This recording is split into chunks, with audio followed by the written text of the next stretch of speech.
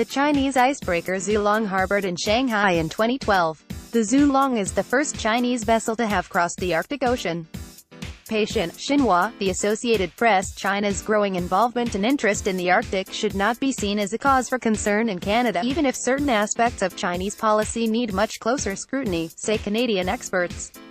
Dozens of academics, civilian and military government officials, foreign diplomats and industry representatives braved an ice storm that walloped much of southern Ontario and Quebec on Monday to participate in a panel discussion on China's role in the Arctic at the University of Ottawa, organized by the Centre for International Policy Studies, CIPS, and the Conference of Defense Associations Institute, CIDE. Chinese investment and involvement in the Arctic has to be welcomed but on Canadian terms, said Adam Layoines, the Irving Shipbuilding Chair in Canadian Arctic Marine Security Policy with the Mulroney Institute of Government at St. Francis Xavier University in Nova Scotia. Chinese interests are not necessarily to be feared. There is no evidence to lead one to believe that there are any malicious intents here, said Layoines, one of the co-authors of a recently published book entitled China's Arctic Ambitions and What They Mean for Canada. Chinese should be brought into the Arctic within a Western framework, within a framework that can be beneficial and agreeable to Canada. It has to be done very carefully, but it can be done.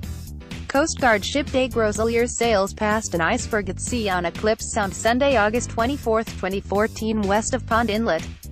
Adrian Wild, The Canadian Press. Click to listen to the presentation by Adam Layoines. Listen in _interview _3-20180417. We 30 Arctic Policy White Paper. Chinese policy in the Arctic was outlined in a white paper released in January, the first policy paper released by Beijing on a region outside of China, Layoines said. It's a big one. It reflects the level of interest that China has in the region, both at the present and, of course, looking into the future. Layoines said, China clearly sees the Arctic as an important part of its future global strategy. Professor Adam Layoines speaks at a panel discussion on China's role in the Arctic at the University of Ottawa, organized by the Centre for International Policy Studies, CIPS, and the Conference of Defense Associations Institute, CIDE, on April 16, 2018. Leave on 7th, RCI. It's a very thorough policy document that hits all the right notes, Layoines said. The entire policy talks about safeguarding peace, stability, promotion of development in the Arctic, talking about the unique natural environment and the need to protect this, about the historic traditions of the indigenous peoples, about the commitment to the existing frameworks of international law, multinational, bilateral mechanisms. Layoines said, it is a very cozy, very rosy, very liberal document. Smoke and mirrors our genuine desire for cooperation. Chinese Vice Foreign Minister Kang Zhanyu speaks during a press conference at the State Council Information Office in Beijing, Friday, Jan. 26, 2018. China is seeking to allay concerns about its increasingly prominent activities in the Arctic, saying it won't interfere in the actions of nations in the region. Mark Schiefelbein, AP Photo. The question that many in Canada and around the world ask is whether the policy document represents real Chinese intent or is all smoke and mirrors aimed at lulling Arctic countries into a false sense of security, Layoines said. It could be both. At the end of the day, I would argue if you look at the intent and tone, it doesn't really matter whether this is legitimate, sincere Chinese policy, or whether this is something the Chinese are writing for our intent.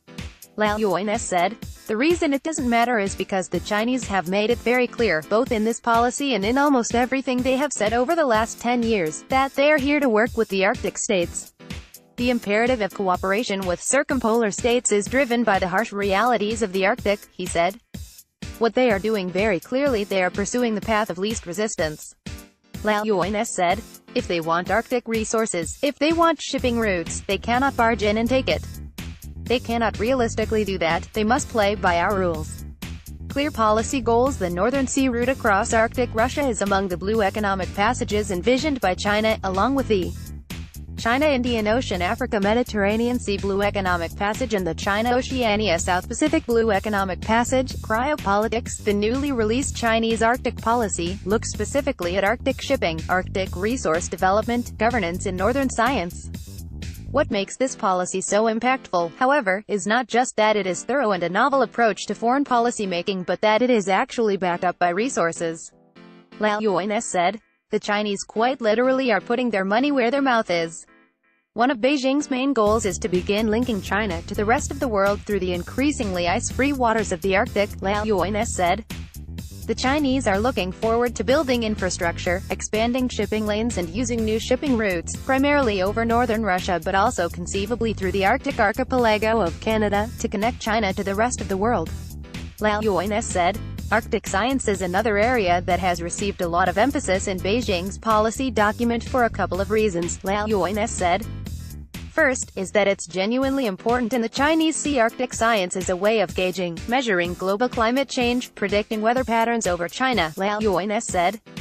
But selling Chinese policy is also a good way to sell Chinese policy more broadly to the West because we as a people are generally more amenable to hearing about China's interest in science than, perhaps, we are in resources and shipping. Win-a-win partnership. Children from the town of Pond Inlet watch a boat shuttle people and cargo to the CGS Day Groselliers Saturday, August 23, 2014 in Pond Inlet, Nunavut. Adrian Wild, The Canadian Press. In any case, there is room for a constructive partnership with China in the Arctic, Lao Yuan said. They have things that we need and we have things that they need. Lao Yuan said. There is an interest in China in using the Northwest Passage. The Xuelong, the Chinese icebreaker, was there recently. Increased Chinese shipping is something that may help Canada over the long run. Canada has a very limited infrastructure in the region and could profit from targeted Chinese investment in upgrading and building that infrastructure, he said. Chinese money as part of this Polar Silk Road, if properly managed, can go to establishing the infrastructure that we have been trying as a nation to establish since John Diefenbaker in the 1960s. Lao Yuan said. Whitney Lackenbauer addresses via Skype participants of a conference on China's role in the Arctic at the University of Ottawa organized by the Centre for International Policy Studies, CIPS, and the Conference of Defense Associations Institute, CDA, on April 16, 2018. Levon Sevens, RCI. Whitney Lackenbauer, a professor in the Department of History and co-director of the Centre for Foreign Policy and Federalism at the University of Waterloo, said a lot of the Arctic infrastructure projects are high-risk and very long-term projects that will force the various levels of government to look for outside sources of financing, and China with its experience of investing in the Russian Arctic is an obvious candidate. Increased Chinese shipping activity in the Canadian Arctic also does not necessarily pose any problems for Canada's sovereignty claims over the Northwest Passage, which is considered an international strait by the United States. The Chinese Arctic policy statement has repeatedly emphasized strong adherence to the UN Convention on the Law of the Sea, general international law, and explicitly acknowledges how each of the Arctic states not only has territorial sovereign rights but also maritime sovereignty rights, said Lackenbauer, who specializes in issues of Arctic sovereignty.